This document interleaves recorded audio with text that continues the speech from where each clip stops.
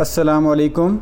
इस वीडियो में हम आपको बताएंगे कि इस्लाम वन ऐप में आप हदीस के तमाम बुक मार्क्स को जो आपने सेव किए होंगे आप दोबारा ओपन कैसे कर सकते हैं। तो इसके लिए आपको जो नीचे वाली बार में हमने रेड बॉक्स में शो किया है, आप हदीस के सेक्शन पे टच करेंगे जिससे हदीस का सेक्शन ओपन हो जाएगा। और इसके बाद ऊपर वाली बार में जो हमने रेड बॉक्स में शो किया है वो बुक मार्क्स का आइकन है, उसको टच करने से आपके जो तमाम बुक मार्क्स हैं हदीस के वो आपको शो होना शुरू हो जाएंगे। तो ये भी हम आपको ऐप में दिखाते हैं। तो ऐप में बाय डिफ़ॉल्ट जो है वो कुरान का सेक्शन सेलेक्ट हुआ होता है। आप जब आप ऐप ओपन करते हैं हदीस के बुक मार्क्स देखने के लिए सबसे पहले आप हदीस के सेक्शन को सिलेक्ट करेंगे जिससे वो हदीस की कुतुब आपको शो होना शुरू हो जाएंगी।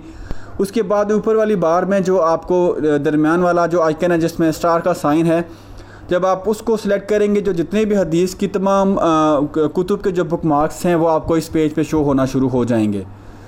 और अगर आप किसी भी एक हदीस की जो बुक मार्क है उसके ऊपर आप जाना चाहते हैं तो आप किसी भी उसके कार्ड पे टच करेंगे तो आप उस हदीस में वापस आप जा सकते हैं।